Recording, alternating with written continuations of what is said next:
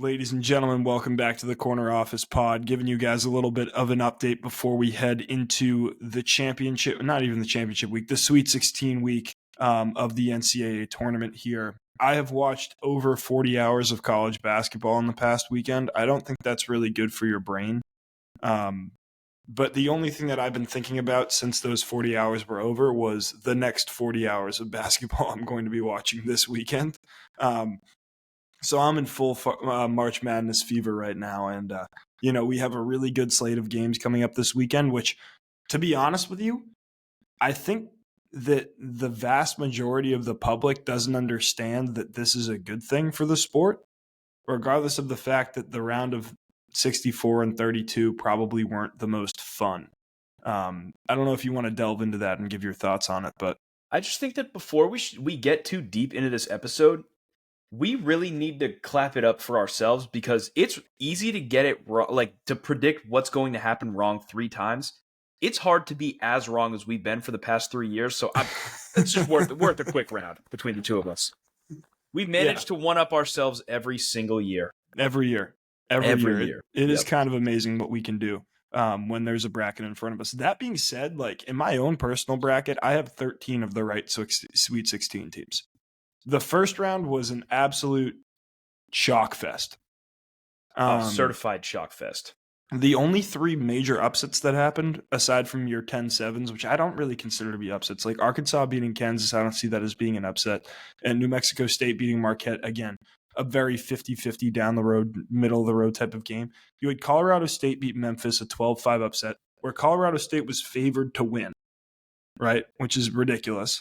So they win. And then McNeese versus Clemson, which was one of your 2 big ones, I think. Will Wade coached practically a perfect game in that one. And then you had Drake over Missouri, which was another one that people were really heavy on. You know what I mean? So, and all of those teams are gone in the round of 32. You are left with a Sweet 16 of all the 1 seeds, all the 2 seeds, aside from St. John's. So 3 2 seeds, maybe all your 3 seeds. I'm going to go ahead and pull up a bracket so you guys can follow along what we're talking about. Just kind of a blank bracket because our picks are bad. Yeah, that's cool. So you should be seeing it. Obviously, we were kind of hating on Auburn. We'd be wrong to say that they don't look like they. Obviously, they beat Creighton. It was a good game. They look pretty good right now. They look shaky. They look shaky against Creighton, but Creighton was a much better team than we thought that they were going to be in this tournament so far. I agree. But if we're going to start up there in the what bracket is that? That is the South. If we're going to start in the South bracket, Janai Broome against Ryan Kalkbrenner was a good matchup. Janai Broome going against the 2 Michigan 7-footers is going to be very fun to watch if you like old-fashioned basketball. Yeah. Yeah, him versus Danny Wolf and Vlad Golden is going to be a back-down matchup. It's going to be the difference between a high-flying team in Auburn versus, I think Michigan really has the upper hand in this game if they can limit turnovers, which is a big if for them. I don't think Auburn's been firing on all cylinders. I think they showed a lot of weakness in that Creighton game. And the fact that Stephen Ashworth and a few of the other guys on that roster just couldn't make a 3 down the stretch is kind of what sunk them in that one. But Michigan has been playing really good basketball. That UC San Diego team that they played in the first round was probably the best team that they've I think that they were probably better than A&M. I think they probably would have beaten A&M. And then A&M gave them a really good game as well. They were up 10 in the second half or something like that, and they somehow clawed their way back. I don't really like either of these teams in the Elite Eight at all. But to be honest with you, I think that this is an interesting matchup. I do think that Auburn's guards are a little bit better, but the fun pick right now is to say Michigan goes through and plays Michigan State in the Elite Eight, which is what we had in our previous bracket. And I think I'm kind of sticking with that. I think that's fun. I think that's what people want to see, and I think the whistle will be on their side. And to be honest with you, Dusty May has proven that he is a good enough coach to win tournament games. He did at FAU. He did in the Big Ten tournament. And the Big Ten, I think, is still 12-0 in the tournament right now as a conference. So it's hard to say that you're expecting a team like that to lose right now. Well, and also March is all about which team gets hot at the right time, right? It's a lot like baseball playoffs. Correct. Michigan is so hot right now. They They're potentially ran the hottest table team in the country. Yep. ran the table in the Big Ten tournament, played two very good teams in UC San Diego and A&M, and are now playing Auburn, who, I mean, were tied with Alabama State at halftime in their first game. And, they beat Creighton down the stretch, but it certainly wasn't a bloodbath like we've seen from the other number one seeds, right? So Yeah. If we had to pick a number one seed that would go down, it has to be Auburn right now. I agree with that. I think that like Auburn coming into the tournament was the number one seed in the country. These teams relatively never win the tournament, like as a common statement. The number one seed in the country coming in is kind of like a death sentence. You always make it decently far, but you never win the whole thing. It's like a whole statistic thing. And while this year has been really anti-statistics when it comes to the upset, it's been a lot of teams that you're expecting to win games. I do think that Michigan and Auburn is an interesting game here. I'm going to take Michigan to win this one just because I think it's more fun. Yeah, and we're all about fun here this year, which is why we're so wrong. Let's move down to Ole Miss versus Michigan State. Ole Miss is another team that I thought they were going to lose to North Carolina. I thought they were going to lose to Iowa State, and they have consistently proven me wrong. However, this Michigan State team looks good. They're very athletic. They're very quick. And it's another game that, could hypothetically go either way if Ole Miss continues to roll the way that they have, but it's hard to bet against Izzo in March. Correct. And I would love to see Michigan State in the Elite Eight. Yeah, I think I'm going to go with Michigan State here as well. But the thing is that Chris Beard has coached this team really well. They were up 20-something on North Carolina. They weathered the storm in a comeback in the second half. That wasn't the North Carolina team that I think a lot of people were expecting to come out of that game. They just didn't have the juice. You know what I mean? And Ole Miss took over. Sean Padula, I think his name is, has been playing the best basketball of his career. I never really saw it with Iowa State this year. I think that they were missing some pieces down the stretch, but they just weren't a good enough shot-making team the same way that St. John's was, which I'm sure we'll get to a little bit later. But they're another team that's getting hot at the right time, and it does really much come down to coaching. I think Chris Beard is due for a bump this year. I think he'll probably move to a different program with more of a basketball background. Maybe the Villanova job or something like that. We'll see what happens with him. And he's still on our deplorable human being list, right? I think so, yeah. I don't know what he did, but I don't, like, off the top of my head, I don't remember what he did, but I feel like he's kind of warranted. Well, in order to get fired from the University of Texas, you have to do something somewhat egregious. So, just as a safety play, we're going to put him on the deplorable human being list. I like it. I like it. And for that reason, I have Michigan State moving. I do too. I have Michigan in the Elite Eight. I think that'll be a fun game. So let's move over to the other side now. Duke, Arizona is a great game. Obviously, it wasn't the last time, but the last time in the tournament that Duke played a Caleb Love team, they lost in the Final Four, Coach K's final game. Yep. Duke looks very good. They beat a Baylor team that obviously Baylor's a 9 seed going in, but they're not an easy team. It was definitely a game for this Duke squad. Cooper Flagg looks very healthy. He looks like he's firing on all cylinders right now. Yep. And obviously, by a statement, I got Duke coming out of this one. I agree. I think Arizona's a team that I never really believe in. I had them going out in the first round against Akron. That was obviously wrong. But I just don't see them having the firepower to beat a team on caliber of Duke. Caleb Love is a player who's very hot and cold. He got really hot against Oregon, which means that he could be really hot again, or he could come out and shoot absolutely build a house in the gym. You know what I mean? With the bricks he's putting up. Like there is very little in between with his game. He's either going to go, 10 for 20 from 3 or something like that, or 6 for 10 from 3, or he's going to go like 1 for 10 from 3. And there's no real in between with him. And I think you kind of saw his tournament game to get by Oregon in the last round. I don't know if he's going to have the same type of juice. This Duke team has been very impressive. They still haven't really played anybody that I've been like, oh, this team is going to challenge them. I think that changes this round. And going forward, if they do see Alabama in the Elite Eight, that will be another one of those challenges for them. But that being said, I do think that Duke is another team that is incredibly red hot right now. And Tyrese Proctor is probably playing the best basketball of his career. He shot 90% from Duke. He shot 90% from the floor against Baylor. Yep. Which was something that, I mean, honestly, he had a disappointing run last year, and he went into this tournament trying to like send a message to not Improve his only draft teams, stock. right, Yeah. exactly, but improve his draft stock. And I think that he's done well so far, but this, I wouldn't necessarily categorize this as like a nail biter for Duke, but this will be a test of character, I think. I agree. I Moving on think to this the will be more of a game than they've seen thus far. right, and if they come out and they beat Arizona by 20, it'll send a message to the rest of the teams here.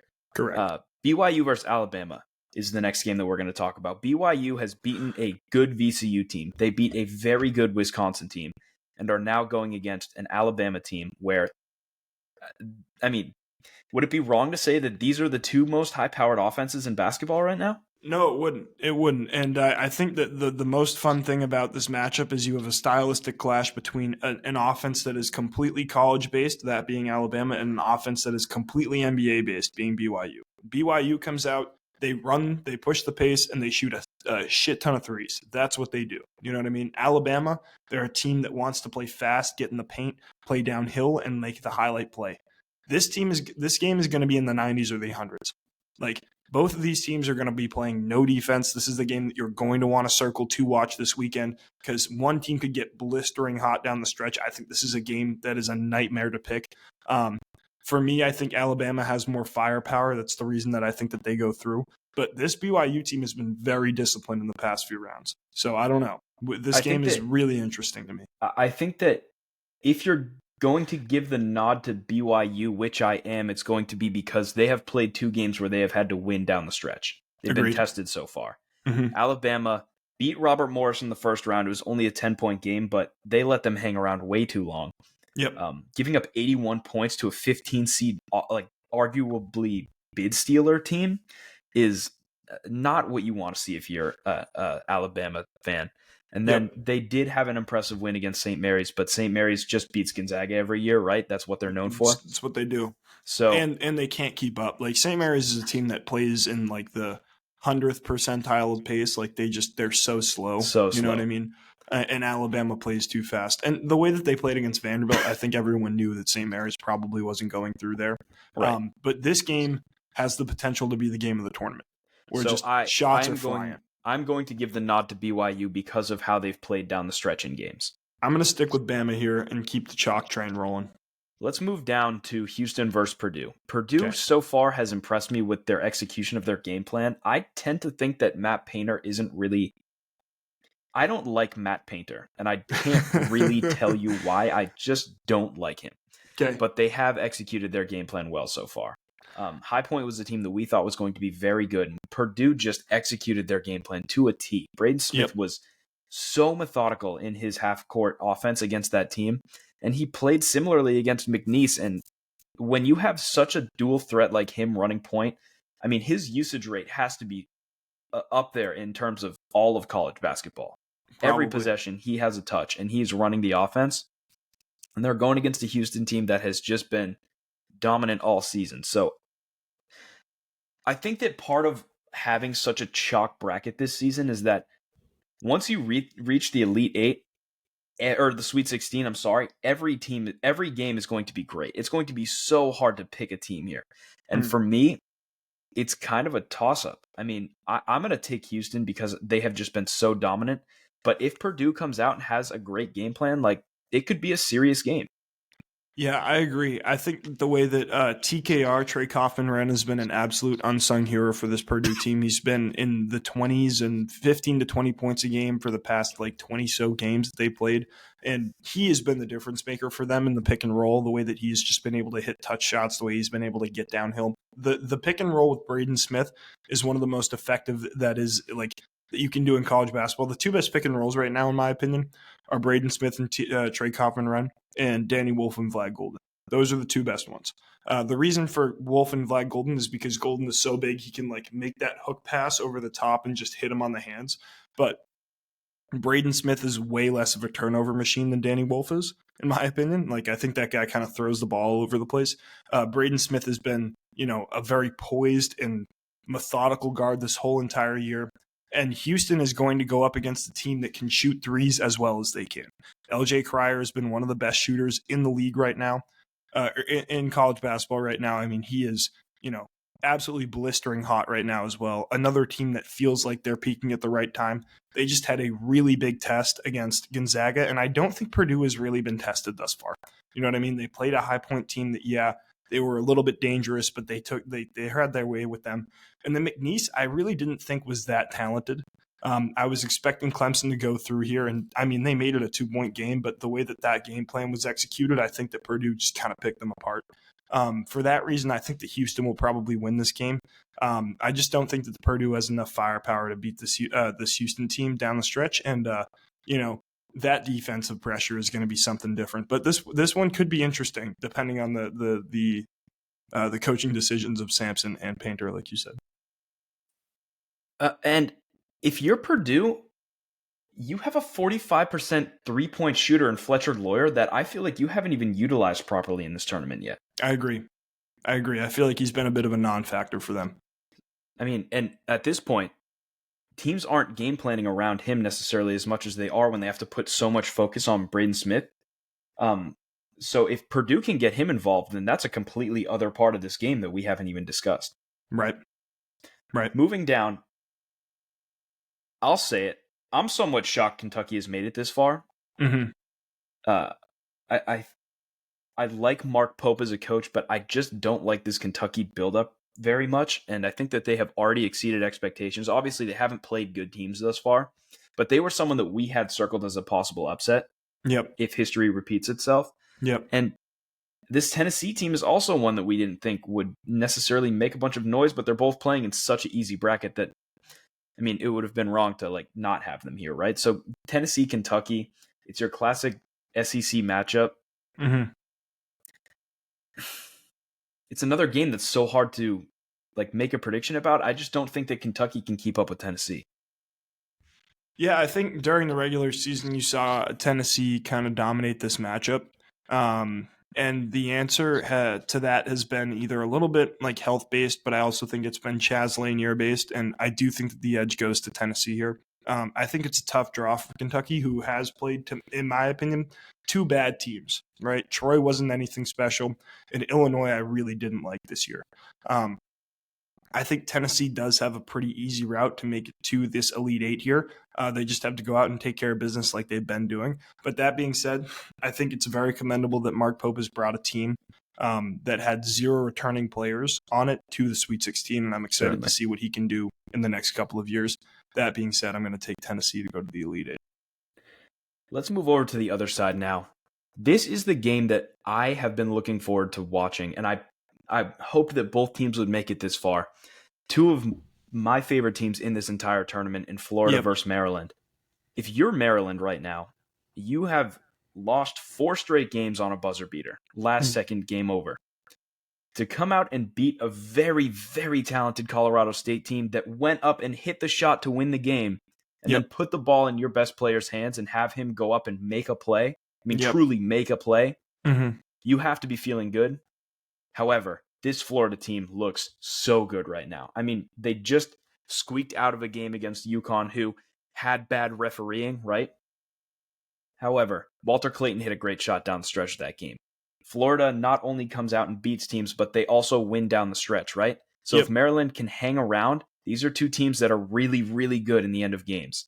And the question is, can Maryland hang around? And for me, the answer is no. Yeah, I mean, I think the question with this game is, a lot of them were answered last week. Florida played probably their worst basketball game in the past couple of months against that UConn team who came out and blitzed them despite the fact that they didn't shoot the 3-ball very well. And they were able to win on one of those days. You know what I mean? And that's what great teams do. It's different. The difference between good teams and great teams is great teams can win on their worst days. And Florida showed that. You know what I mean? Walter Clayton stepped up in a big moment where everybody was trying to pass the ball around, didn't want it in their hands. And he proved why he's an All-American. He's a first-team All-American for a reason. You know what I mean? This Maryland team, the Crab 5, their starting 5, has been fantastic this year. But the biggest knock on Maryland all season has been they don't have a bench. You know, they have no bench rotation. They don't have a Thomas Haw coming off the bench like a Florida does. And in my opinion, I just don't think that this Maryland team has enough firepower to beat Florida. That being said, I think this is a really good game. You know what I mean? I think this is one that comes down to the wire, and you could potentially see another one of those buzzer beaters going against Maryland. But I don't see them winning this one. That is the game that I have circled. I'll definitely be sad for that. Moving down to Texas Tech versus Arkansas. Mm-hmm. Arkansas is the team that you can point to as the only team that really has upset anyone to get here. Yep. True upset. Beating a very good St. John's team who sat their All-American best player for the last 4 minutes of the game. And man, was that a disgusting game of basketball to watch. Oh, yeah. It was so ugly. But yes, I think Cal has also done a fantastic job this year. He's been without his 5-star prospect, Boogie Flan, for a few months. Edu Thiero, their leading scorer, has been out. I think he's going to play in this game. He's going to play in this game. So like the way that he's been able to rally the troops to even get to the tournament and win 2 games at this point, great for him. I don't know very much about this Texas Tech team outside of JT Toppin. They looked really shaky in the first round. They beat Drake pretty handily in the second. I think this is a game where you could see the experience of this Arkansas team kind of shine through. John L. Davis, Jonas Adu, they've been here before. You know, you mix that with Deshaun Wagner, guys coming off the bench, these 5-star freshmen, if they're playing on their day, like Carter Knox was in the last round, then you could have a problem here if you're Texas Tech. That being said, I'm looking past this game to the next round, and I think both Florida and Maryland beat Texas Tech and Arkansas. You know what I mean? So I don't really know what to make of this game, to be honest with you. I want to say Arkansas is going to go through here if I had to take one, just because they are the fun team of the tournament at this point.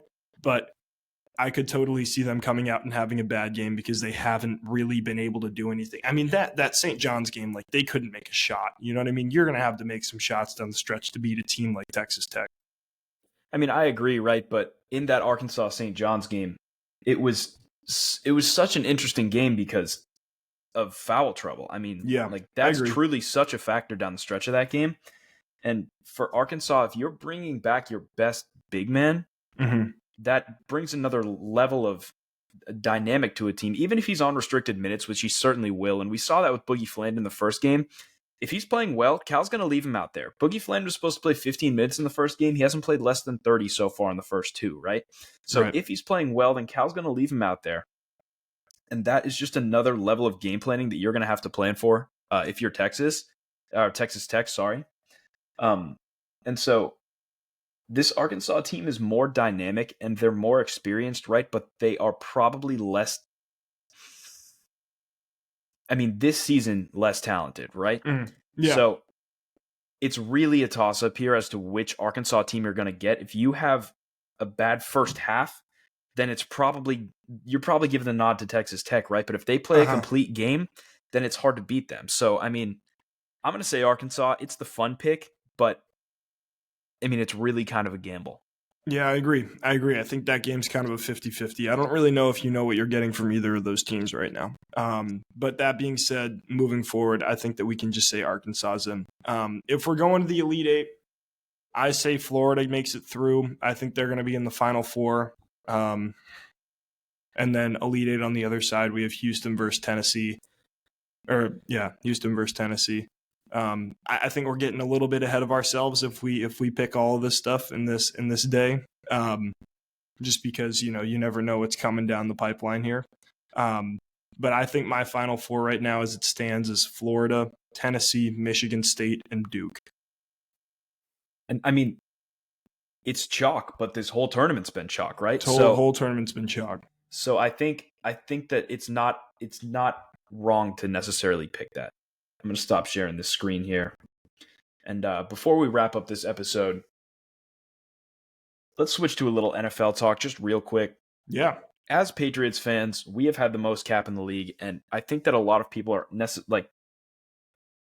have been unsatisfied because we haven't gone out and we signed some big star, and we let a bunch of wide receivers walk and sign with new teams. And we filled out positions that aren't necessarily going to jump off the page at you, but are good signings, like Harold Landry, like the whatever the name of Quinnen Williams, or the defensive tackle that we signed from the Eagles, right?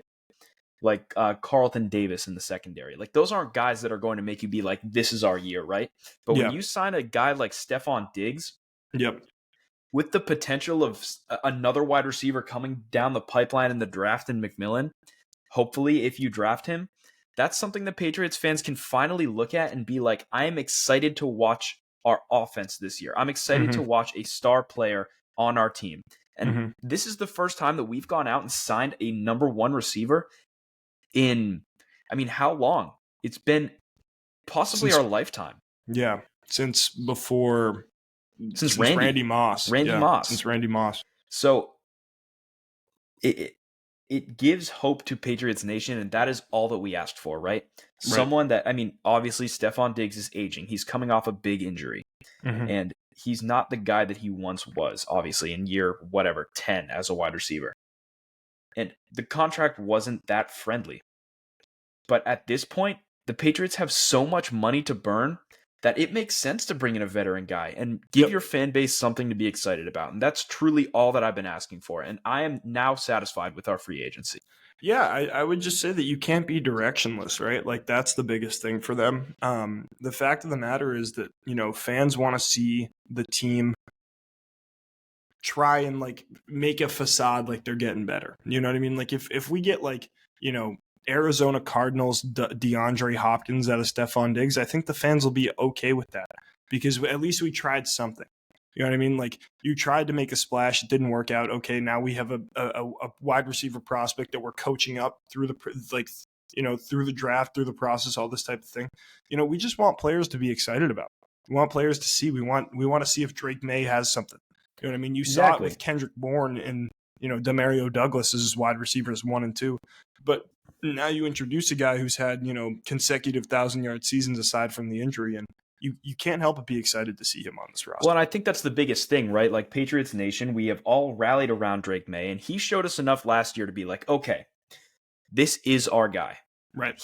He's not one of those Zach Wilson kinds. Like, he's a legitimate NFL talent, and if he was able to do so and make a Pro Bowl, granted, he was like the 15th quarterback that they had to go through.